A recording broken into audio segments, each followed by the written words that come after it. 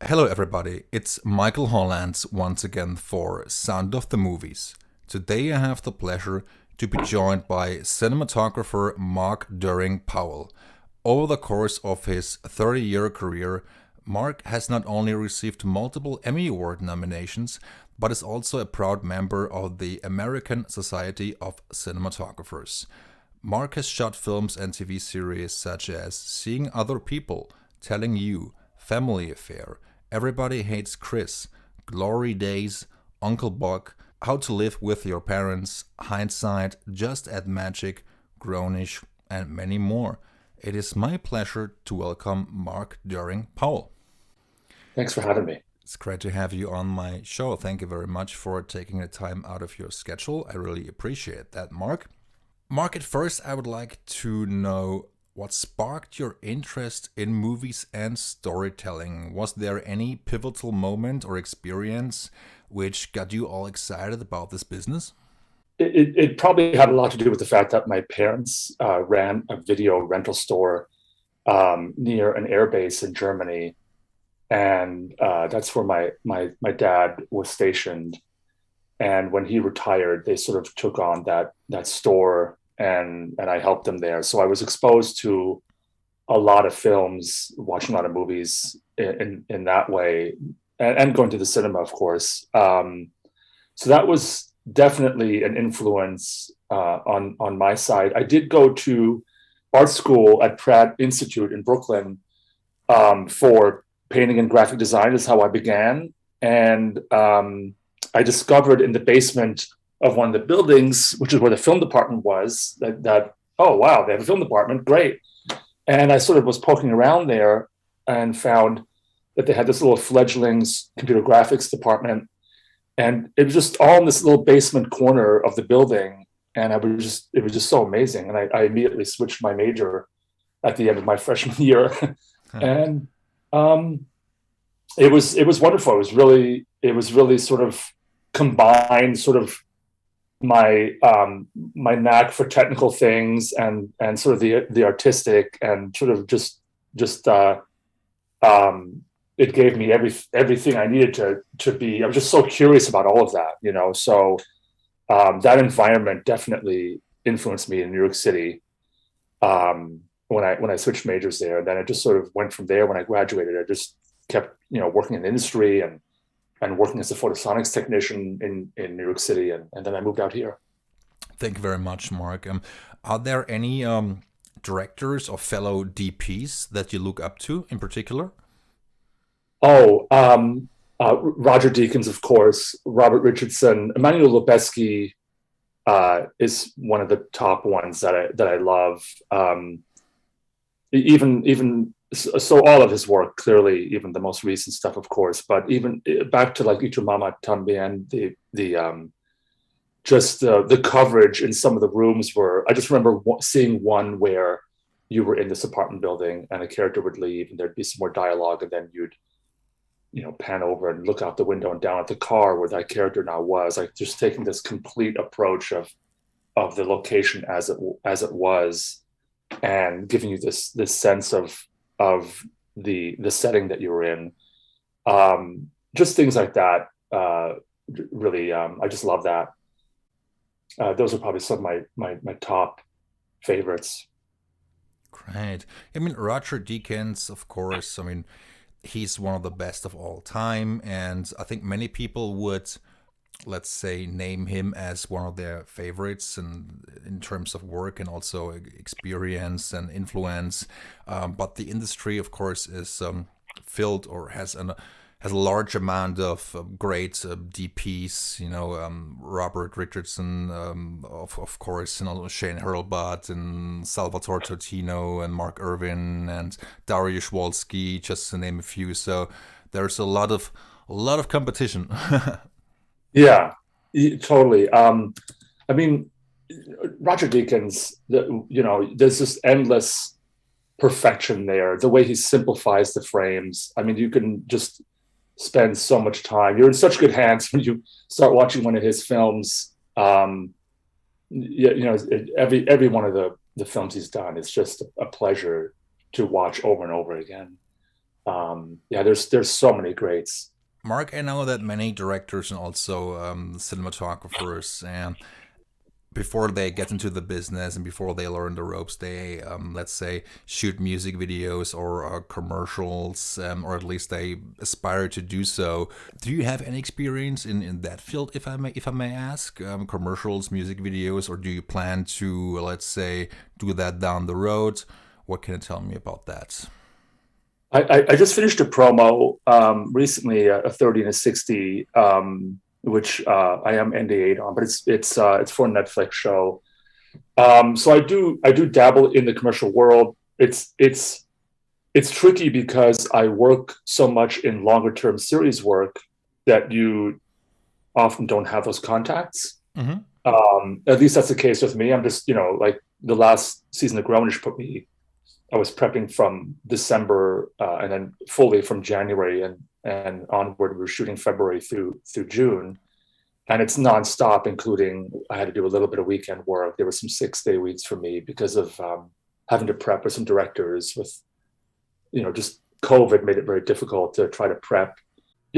So there I'm gone for like 6 months. Yeah. So series work is funny that way, and I have done commercial work and earlier, music video work, and certainly when I was a camera assistant when I first moved out here. So this was in the early '90s. I that sort of kept me afloat sometimes doing music videos as a focus puller when I was moving up through the camera assisting ranks. So that was a lot of fun.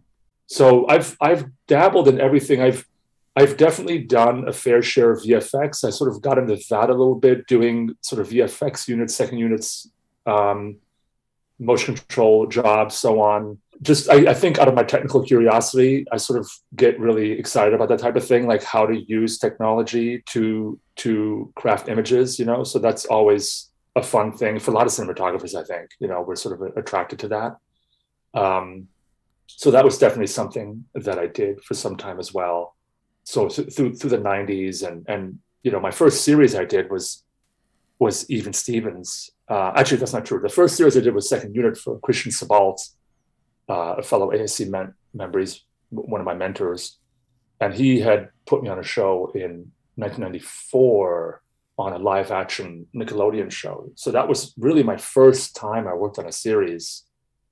And then, but my first series that I shot was not until 2000. I did Even Stevens. And then I sort of got into that world from that point onward. Great. Thank you very much for elaborating on that.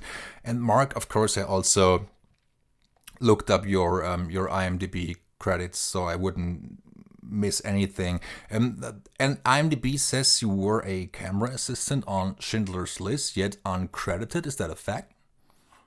Yes, I was. So Steve Meisler, who just won for Queen's Gambit, he was the camera assistant on that feature, and they were on to another show. I can't remember if it was Amistad or whatever it was around that time that they had to move on to, because they were just back to back on these features, and they had to do some pickups at Universal. This is not in Poland. They had finished the production, and they just needed a bunch of inserts that they had to do on a stage.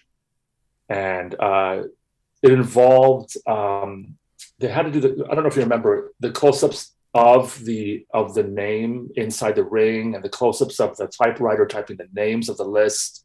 That was all. So and when they were packing up in the Warsaw Ghetto, there were some close-ups of mementos and things that were packing up in a rush. So there were some inserts that we did. Ray Stella, the operator, DP'd that. Steven Spielberg actually operated a little bit on some of the shots, which was cool.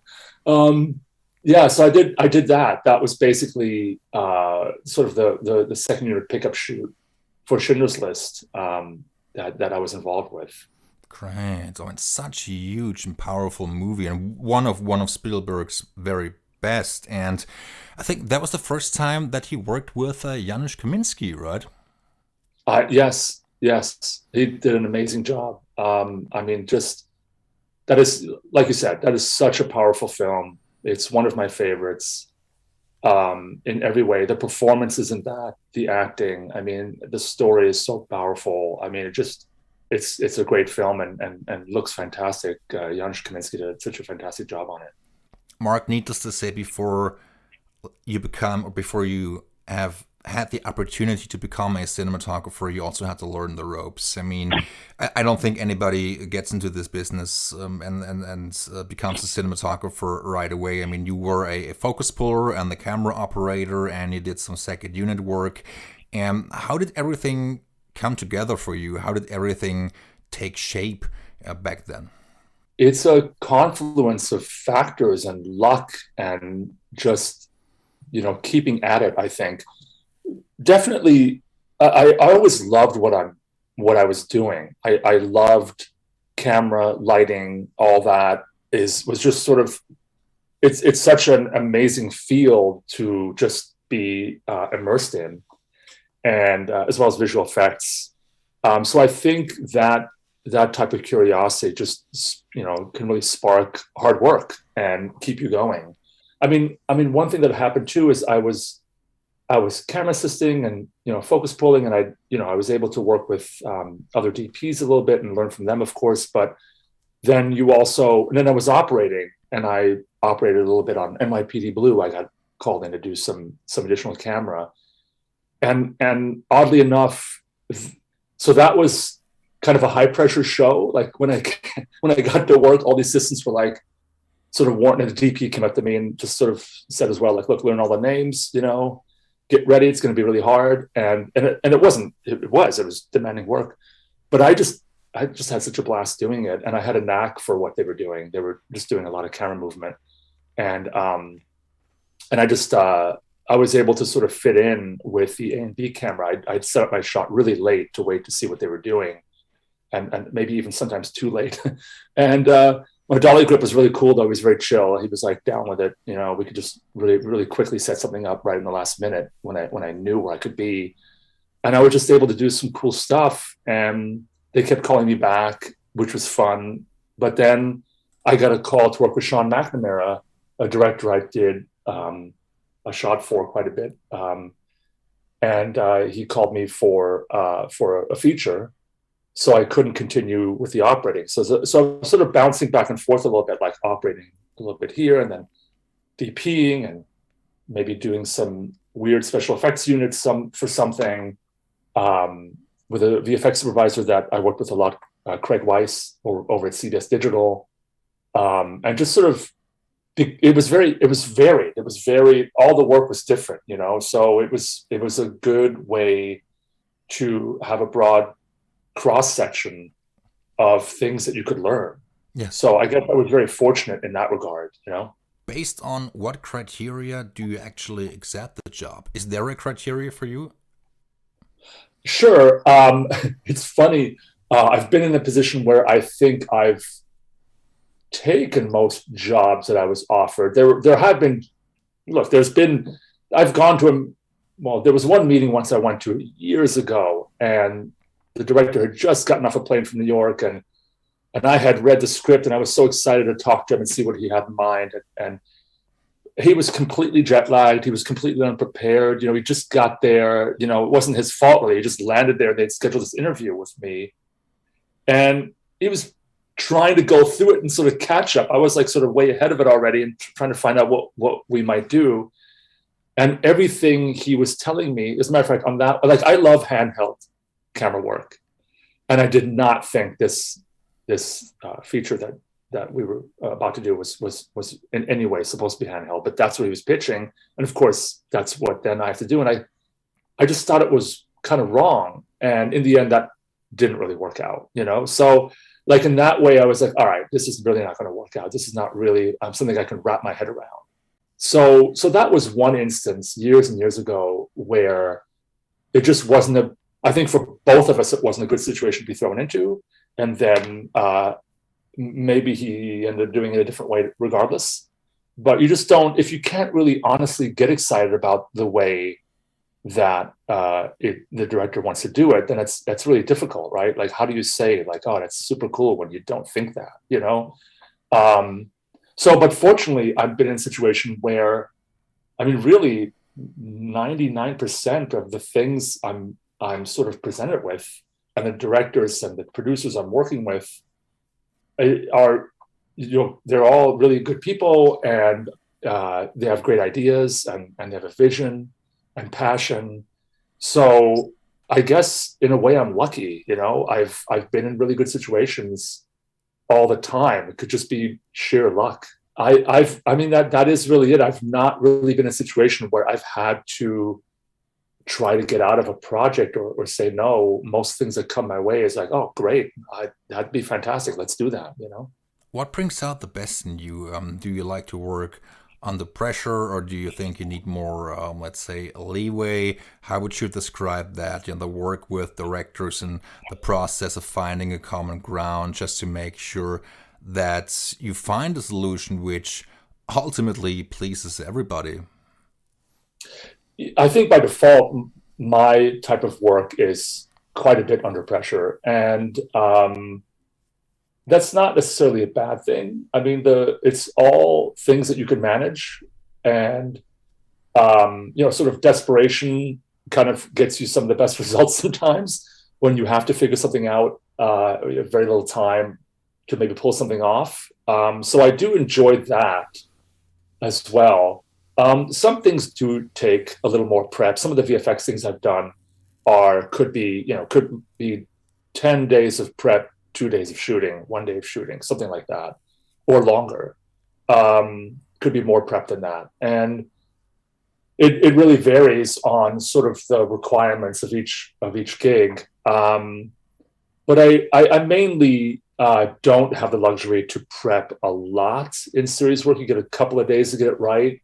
You have to be ready for things to change. It's always a moving target. And so you sort of have to just be at peace with that. Especially if you're in a series where you don't alternate with another DP, which is really the best way, because you're constantly in prep mode while you're shooting. And, most of your lunches, you and the gaffer, my gaffer, Jay Yowler, or my key grip, Paul Schmidt, they've been fantastic. They might say, oh, I was over at the other stage where the swing set is. Have a look. That wall is maybe not tall enough, and I'll go over there at lunch and see something. And you kind of have to bounce around a little bit, and that's fine, as long as you can hydrate and get some food and keep going. We all love what we're doing, so it works out. And you just have to sort of embrace that level of work, I think, to do good work. I think that's sort of, the prep is necessary. You have to squeeze it in somehow so that you can be prepared. Before you shoot a film, there is pre-production and location scouting, and then there's principal photography, and then ultimately post-production. So, as I understand, the schedule on a TV series is much more compressed. It is. The episode that Jennifer Rice Genzuk Henry directed on Grownish that I got nominated for, that was done in 4 days. And Jenny came in with just passion and just a vision, and inspired the cast and crew, and we had a great time prepping that. We prepped a couple of weeks out because she was there as an executive producer, so I was able to prep with her a little bit more by piecemeal, here and there at lunch or after wrap. And there would have been no way to do that episode in 4 days. I mean, the 2-minute opening was so much work, and yet we shot it all in one morning. I think we did one shot after lunch on that opening. And if you see it, it's just like, yeah, that's a ton of work. Yeah, the prep is definitely tricky to do in series work. It's every DP in series work will tell you that's one of the struggles. And the best way to solve it is to alternate with 2 DPs who can alternate with the 2 assistant directors that you have on, and just sort of tag team it. That's really a great way to go. The episode you were nominated for is called Know Yourself. I think it's episode number 14 of season 3 of Grownish. And when you received the nomination, did they actually specify as to why they nominated you? Did they refer to a certain shot or colors? Do they specify at all? No, there's no specification. It's just based on at that point a blue ribbon panel. in my peer group votes the top, whatever, 20 vote getters down from the general submissions. So yeah, but it's not based on anything specific other than, of course, every show submits their 4-minute segment. So it would be based on that. So I did the opening, and then that first scene after the opening was what I submitted, which was, it was very strong, just a fun sequence. Honestly, look, when I found out, I was shocked. My wife told me when she saw the, I was in Hawaii, and I was like, time zone was really way earlier, and there was an early morning call from the producer, Michael Peacock, that I'd missed, and then I was going out to go snorkeling early in the morning. And Jackie, my wife, just looked it up, and she's like, "You got nominated." I'm like, "What for? What?" So, so it's always been like that. It's always my wife telling me early in the morning. So and I don't even know it's the day. So and honestly, that makes it wonderful. It's always a nice surprise. So yes, I mean, but that was really good work on that episode, especially. I think it was at the beginning at the party when Vivek, I think his name is popping is popping the pills, and I love the colors in that segment and how you move the camera. I think that was really something, and I'm pretty fond of Grownish anyway. It took me a couple of episodes to really warm up to it, in the first season, but I think the characters are really interesting, and your work on the series is really good. Thank you. Yeah, Paula Hudobro set up the look in the first season, and I came on the second one, and the show definitely grew. Like the look had to grow with the characters' experiences, and that was evident when I came on the second season. And I wasn't really sure yet how that would go. I started setting out to sort of present some ideas as we went, and they, Julie Bean, our executive producer, Craig Doyle, Jennifer Rice, Kenzik Henry, everyone loved it. So it was great. It was like, oh, great, they want to do this. They're down with this. Let's do it. So it was a great way to sort of ramp in a growth and a change in the look as you go, as these characters grow. So that was super fun. And I'm glad you mentioned the colors in the opening. That was super hard to manage. That was one of my favorite things as well, is that there's a flow there's very bold colors in that opening. We had sort of been inspired by Belly, the Hype Williams film, and it has this incredible blue ultraviolet light opening, and we sort of made our own version of that, as briefly as it was, of course, because you get to the VIP bar where Vivek is right away. But that was sort of the inspiration. But Jenny and I worked really hard on doing this palette that would transition. So then by the end of that scene, you go into that red underworld where he's really higher than a kite, and then you're on the dance floor, and now you've got these hints of sort of the indigo and the violets, which are then just echoes of what you're going to get to when you get into the dorm room. So I was really happy about that we were able to do these sort of like softer transitions with these bold colors. Our dimmer board operator, David Darwin, did a great job managing that with Jay Yowler, our gaffer. I'm just so lucky to work with Jay. He's just been fantastic. He just brings the wonderful light all the time, You just mentioned your peer Paula, who shot the first season, which was, I think, comprised of 13 episodes. And then you stepped in and you basically followed her work. How did you feel going in when you have to, quote unquote, adapt really quickly and follow somebody else's work and even expand on that? Let's say bringing your own skills to the table. How does that work, or how did it work for you personally? It honestly, it took everything I had. It took everything in me, because I couldn't. We began so quickly. I couldn't really get a hold of a lot of people. Like Kenya Barris was too busy. He's doing a million shows. They wanted to set up a meeting with Kenya and I, and that never happened. And I kind of thought that wouldn't happen because he's very specific about what he wants. And I wanted to meet with him to do that, but that couldn't happen. So I kind of, for lack of a better word, I sort of built like a clue board almost. I talked to the executive producers. I talked to the crew from the previous season. I talked to the colorist who had done the show.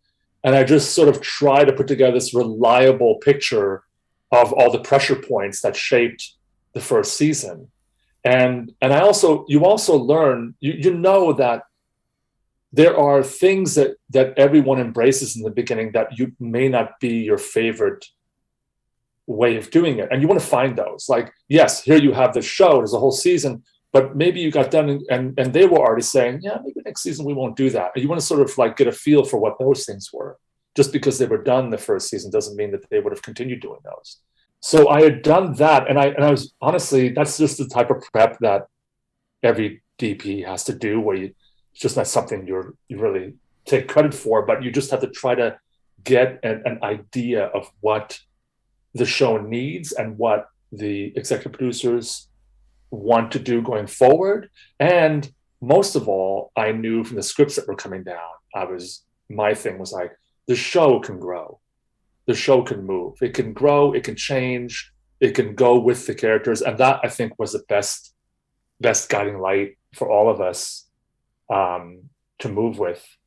So I didn't have a problem doing that, right? Like, that's fun to do, but it's a lot of work when you don't have the availability of some of the key players because they're just frankly too busy. And that's also very interesting, Mark, because Paula did a great job on the first season. And then, of course, when you take over, I don't think you just want to follow into somebody's footsteps, but you want to evolve, and the cinematography needs to evolve to a certain degree. And when you are working on a series or a film or a series such as Grownish, I mean, new characters get introduced, the story changes, the story evolves, there's a new scenario, and so on and so forth. So I think the process of growth and expansion is very vital.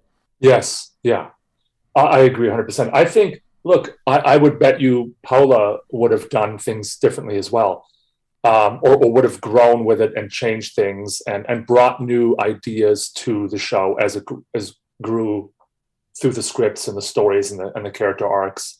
So I'm very comfortable with that. I don't, as a matter of fact, one thing I did, I wasn't sure how this was going to go. I actually rigged the classroom in the same way that Paula did it season one. And it made me really nervous because I didn't think it was the best way to do it. I think maybe that was a bit of an act of desperation because I had to do 3 cameras and shoot in all different directions. And so you end up doing a solution that you maybe didn't plan for.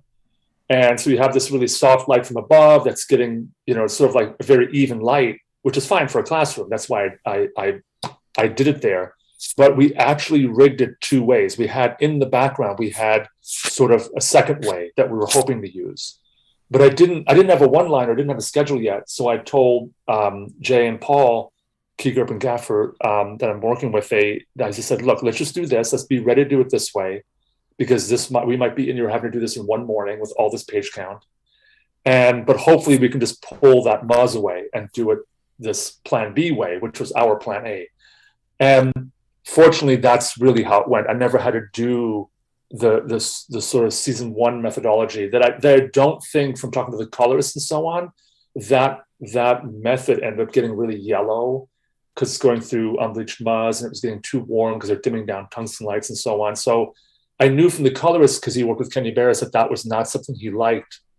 And when I had the opportunity to not do it that way, I jumped on it. And that really paid off. Actually, a very specific lighting thing that I was dealing with, a sort of lighting schedule and multi-camera aspect. If you're in there with 3 cameras looking in all different directions, you have to find a way to approach that. And I was able to, fortunately, do it much more naturalistic, where I was able to light the windows and use window light and sunlight bouncing off the tiles and the linoleum in the classroom and so on. So that I think I got lucky there. I think it's really a good thing that that went in that direction for me. Uh-huh. um, so, because I think I would have had a hard time doing it the other way. I know I could do it. It's not that I can't do it, just that I would have had a hard time in terms of that would not have been the results I would have been happy with. I don't think it's not just that I'm happy with it. It's not the results that would have been the right thing for the show. Would have the show deserved something else, I thought, and I'm just glad it went in that direction. And you've shot 3 seasons of Grownish, and season number 4 will also be released in certain European countries on Disney Plus. Of all the episodes you've shot on Grownish, was there a specific standout moment for you personally, and how you captured that on film? It's weird. There's so many episodes that are their own thing, like the one that was nominated. We did a couple that dealt with the protests of last year. Those were done sort of differently. I made the mistake of calling it an anthology in one of the interviews I did. It's not really an anthology, but of course, some episodes take their own approach. Um, so obviously, if you're doing a protest, that's a different story you're telling, where it wouldn't be as glossy. It's more rough and handheld and sort of handmade and grainy. And so there's different approaches to many of these episodes. I don't know. I think that's what makes it so fun.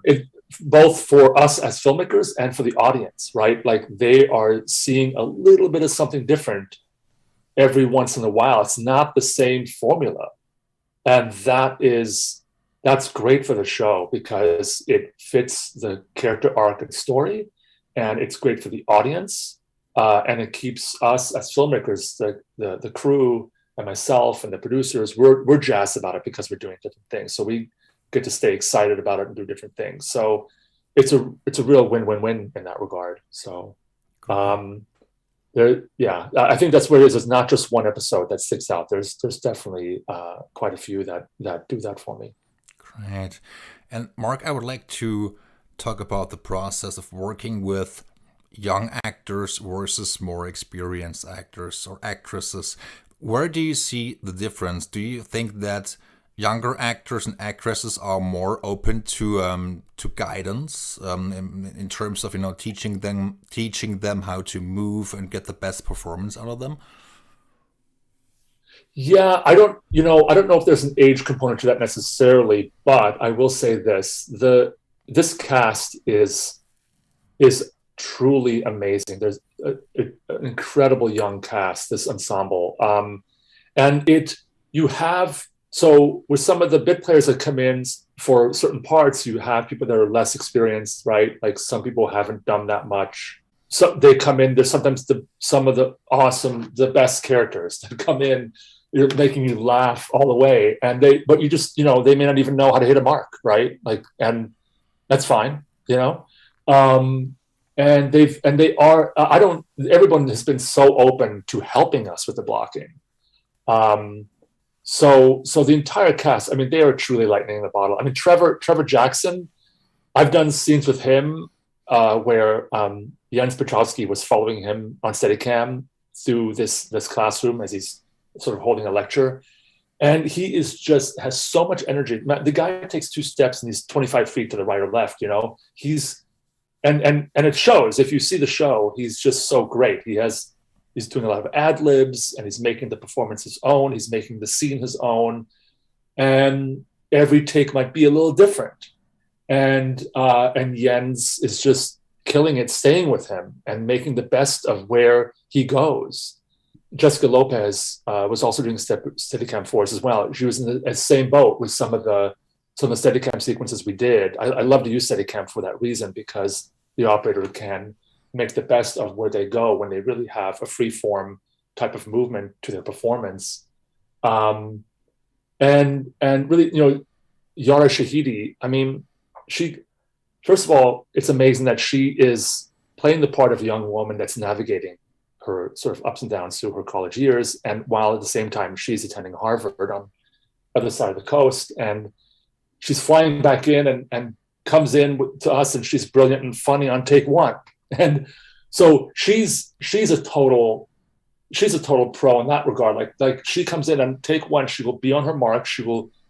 It's crazy how good she is, right? And she's just so good right away. Like you could probably walk away with take one of most of the things she does, and you'd be good. And maybe she wants to do another one, or we're doing it for another reason, like we want to do it a little quicker, like camera has to get there quicker or something.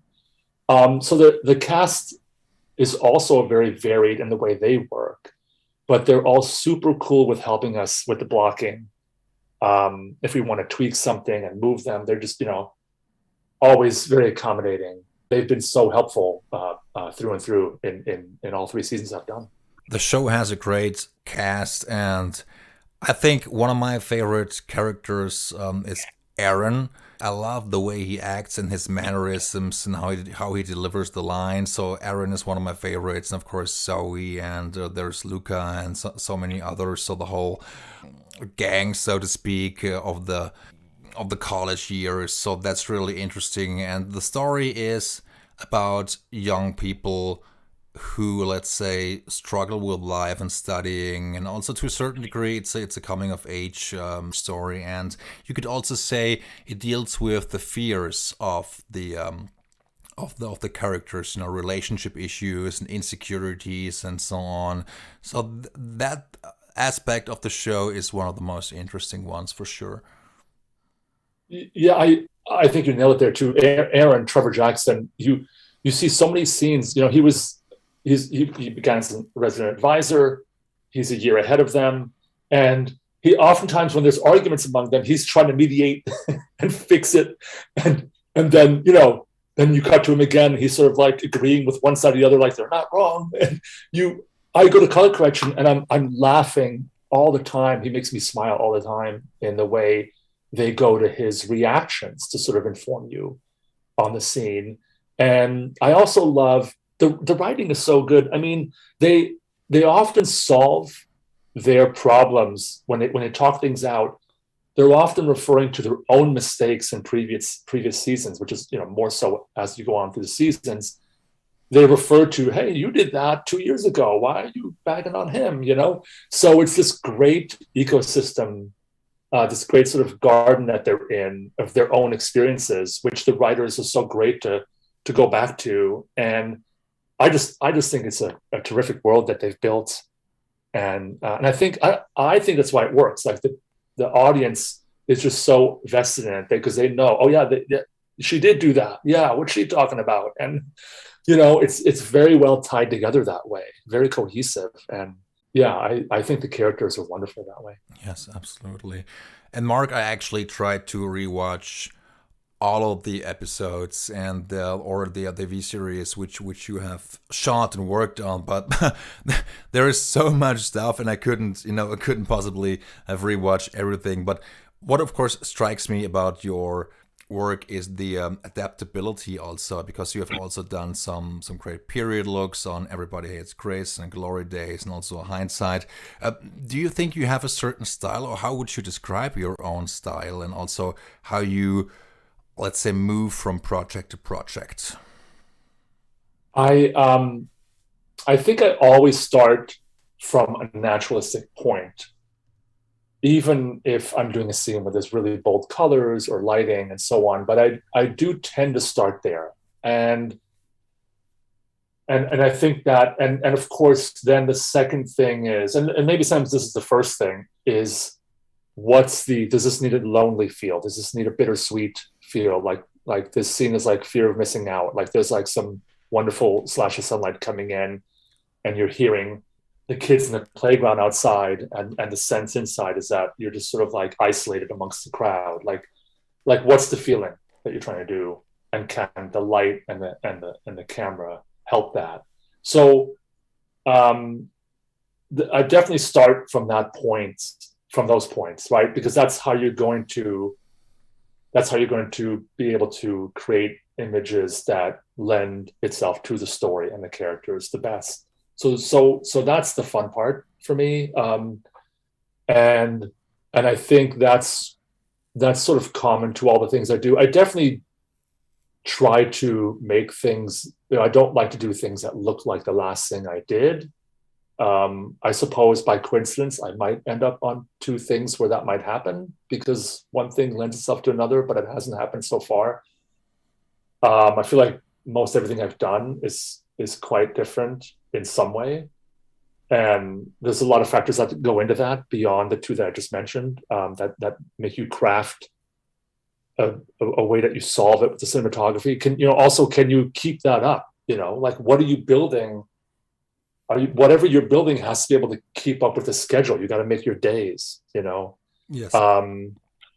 So there's a lot of things like that help inform you of what you might do. I'll give you another example. Sometimes I move the camera a little more than I might want to.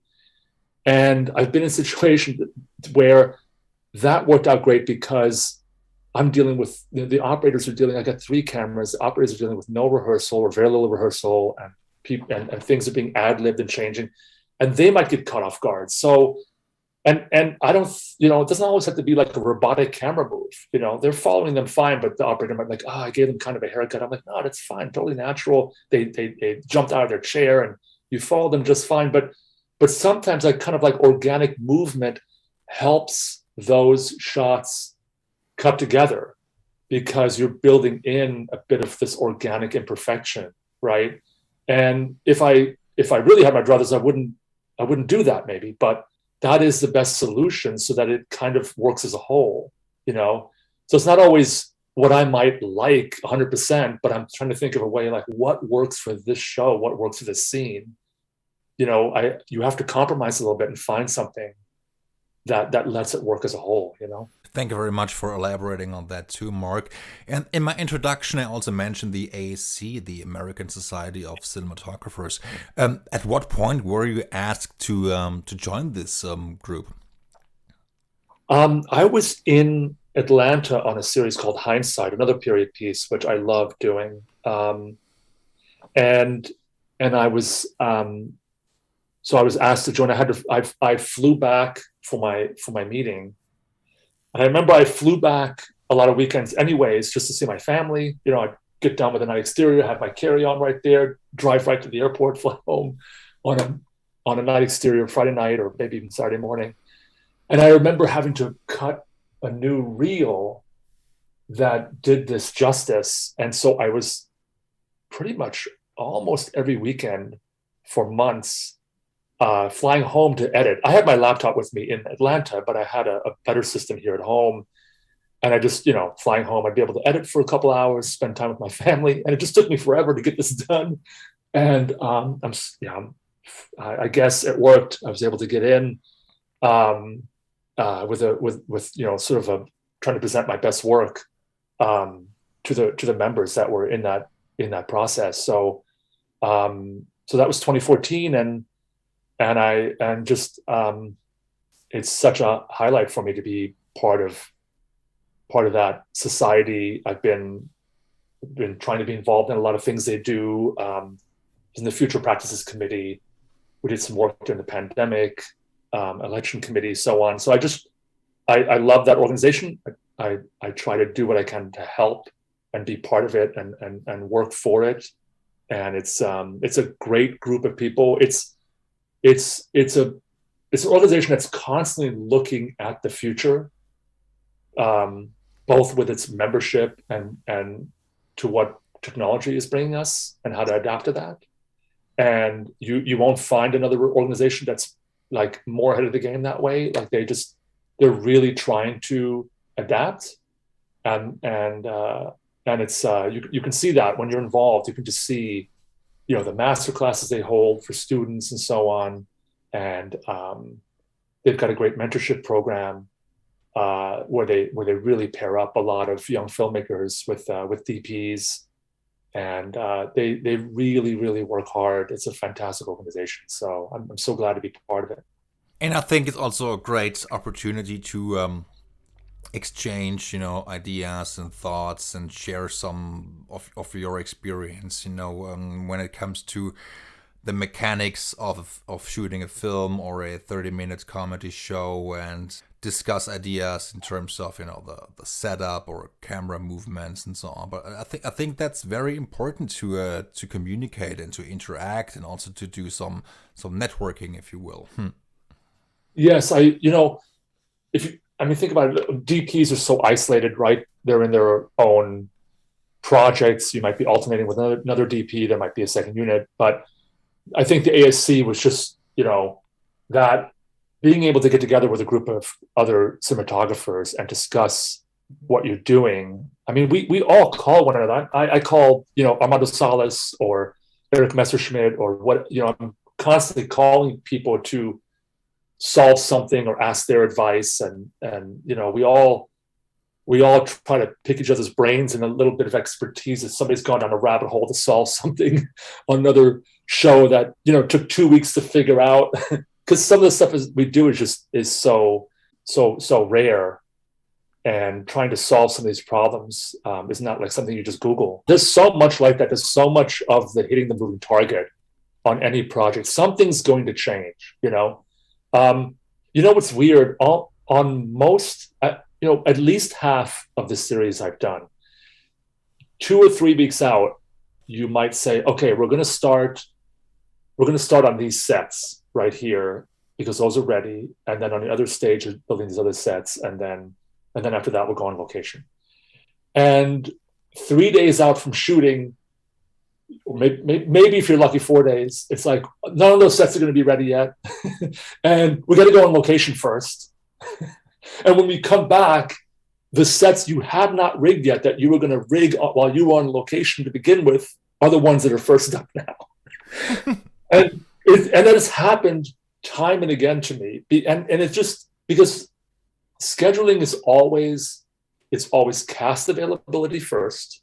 And then there's a little bit of location availability issues, are you shooting at a school? Well, that's only going to happen on a weekend unless it's during the summer.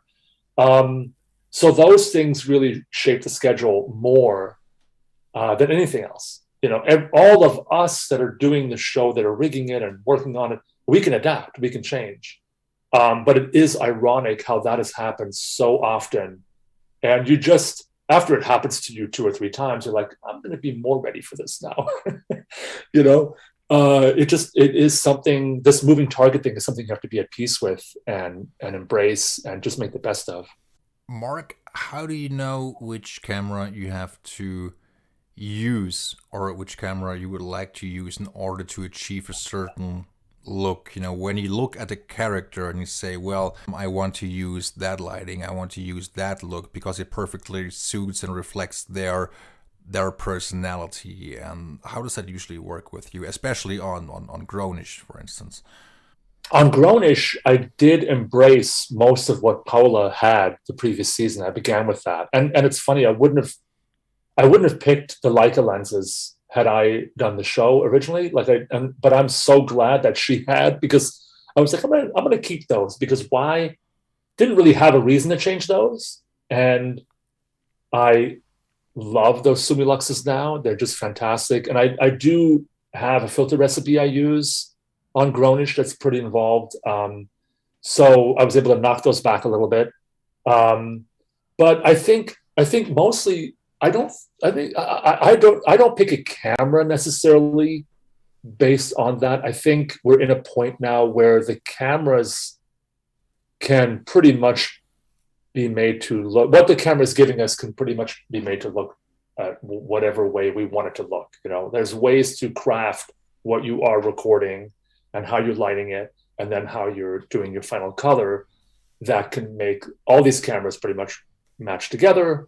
And so to me, it's less about the camera now. There was a time when that was really more important, and though that is behind us by a good 10 years probably. So to me, it's probably more about the lenses and maybe about sensor size, which is, a big deal now. Sensors have gotten much bigger. There's a lot more of that.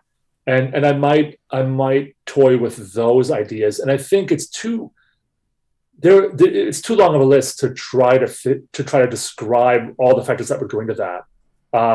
You might also need to consider, I'm going to do a lot of gimbal work, let's say. Well, then I can't use a big camera. I've got to get something smaller, like an if I'm going to be on a gimbal, like on a Ronin, I've got to be on a Mini, maybe, and the Venice is going to squeeze into that too, but it's getting kind of bigger. And, there are those considerations, just the size of the camera, which now too, or there's the Red is coming out with smaller and smaller cameras, the Komodo and so on. And, that's becoming less of an issue as well. So there are just so many factors that go into what camera you would choose, what lenses we choose, the lights we choose. It might have a lot to do with the studio that you're at and where you're able to get your lights.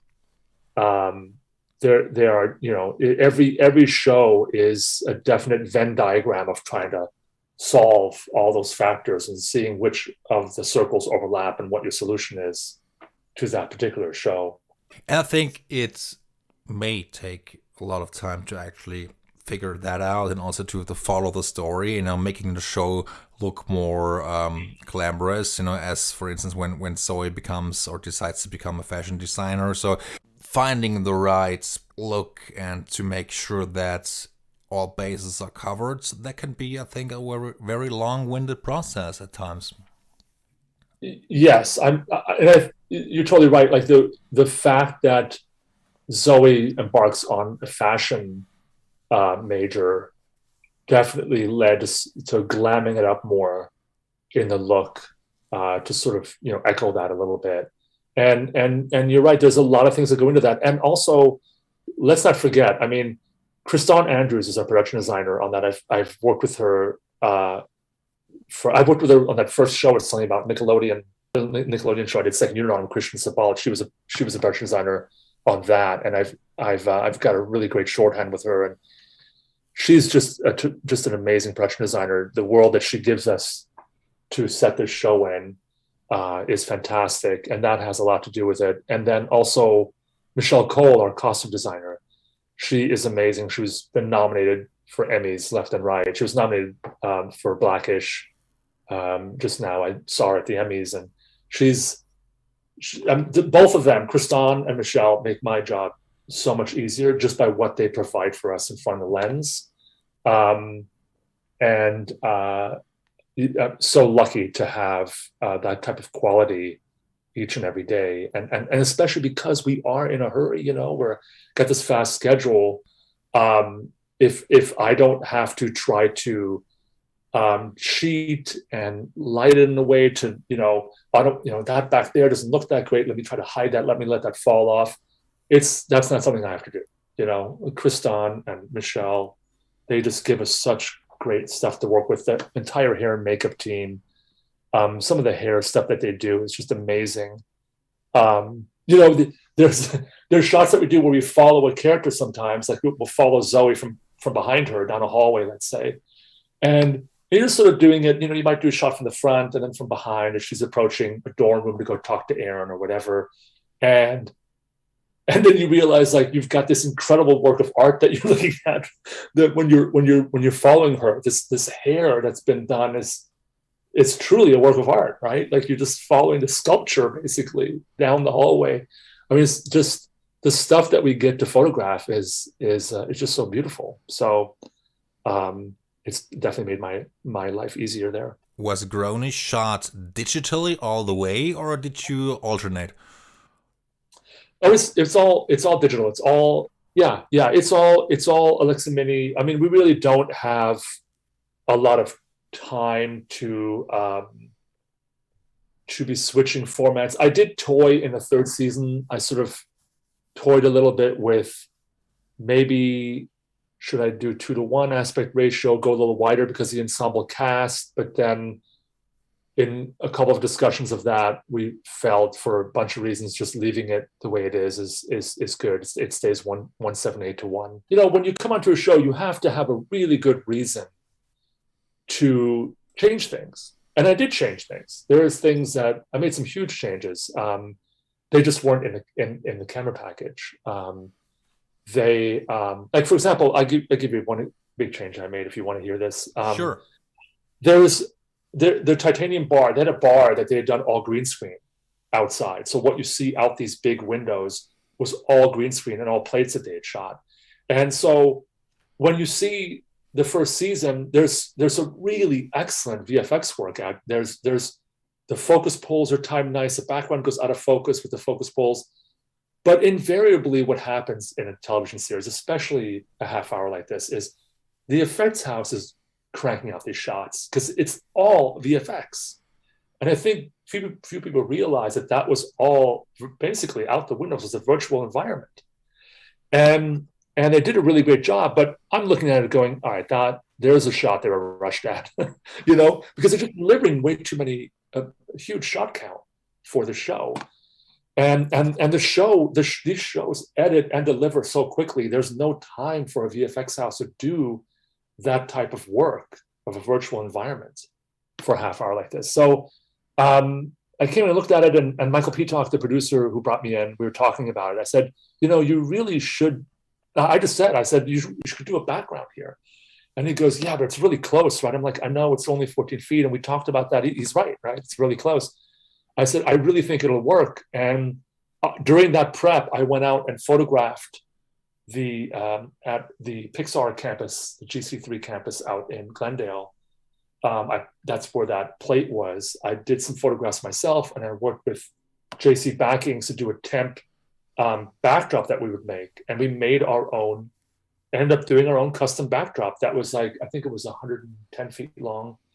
And, it cost some money, but in the end, it was much less money than the VFX budget from a season of VFX shots. And, there was some concern. People were like, oh, Mark's going to make this a backdrop now. We really should test this so that ABC Signature and Freeform is okay with this. And I said, sure, let's do a test. And no problem. We got a test day. Let's do it. But then what happened was there was a combination of delays in getting that backdrop ready and trying to save money on when we would start receiving it and not do a rush order. And so it wasn't really ready when we had a test. And Tom Ragazzo, our amazing post-producer, he was like, oh my God, I can't believe this. I can't believe that we can't do a test before we start. I said, I know, but I said, Tom, I'm telling you, I hate to say, trust me, because those are like the most deadly words sometimes in our industry, but really, Tom, check this off. Just check it off. Just check it off. And if it doesn't work, please blame me. And I think that, not that he wanted to blame me, but he could see that I was confident that this was going to work. And it worked for 2 seasons. And on the 3rd season, we used that backdrop somewhere else. So it paid dividends, right? So just this one example of sort of like a big change you make that has a big budget impact, right? And, it takes, I do have a bit of a knack with doing custom backdrops. So I like that sort of old school solution. And I'm sure in the future we'll be doing LED walls out there, and it'll be different. And we'll have sort of like volume work and LED walls that are outside our windows. Great. I love it. Let's do it. But on this one, this worked great, on Grownish. Mark, is there anything else you would like to add about Grownish, about your career? Oh, I'm just I'm giddy doing what I do. I have been lucky to have fantastic crews that I've worked with. I've mentioned Jay Yowler and Paul Schmidt, and one of our 8-camera operators, Paul Sanchez, just an amazing filmmaker and partner in crime. He makes every shot better. Just having a great crew really helps you pull it off when there's so little time. Jessica Lopez, Jens Petrowski, they're all just so fantastic. And also not the least of which would be Gareth Cook at the Foundation. He's our final colorist. That I've known him for a long time as well. He colored all our shows, and he's from, I think, season 3 on, he was our colorist. And I'm just so glad that he cared about the show as much as I did and finished each episode to be its best. So that's the part I really dig. And I sort of, and I also I watch everything that I do. Like I watch the final episode probably more than once. Because I do color. I always do color correction on everything. I don't just hand it off. Right. And Gareth was great in working with me that way. So I just, to me, it's a gift, right? Like seeing the episode, I've seen everything I've done. And to me, it's a gift. It's like, that is a little thing with a bow on it that unwrap, and it's exciting. It's like, here, so what do we do? How did it turn out? We didn't have any time to do that. How'd that go? So that is always a pleasant surprise, and definitely keeps me going. And that's probably at the core of what I do. Fantastic. And Mark, what's actually next for you, if I may ask? Right now, I don't know. I just did a couple of promos for that Netflix show that I was telling you about, for Red Notice. And I'm very, there's a couple things I'm looking at, but I don't really know yet what's ahead. So I'm looking, and I'm excited to see what lies ahead. Mark, thank you so very much for taking so much time out of your schedule. I really appreciate that. And I had a great time talking to you, and I hope you enjoyed the conversation as well. Thank you so much for having me. And this was a lot of fun. I really appreciate it. You had all the right questions. I'm so impressed with how well you knew everything that we've been doing on Grownish and so on. I'm just blown away. So thank you. Thank you. Thank you very much for saying that. I really appreciate that. And I'm glad you enjoyed the interview. And I'm looking forward to many more chats down the road. So thanks again. Take care. Thank you. You as well. Stay safe, and talk soon. Bye. All right. Bye bye.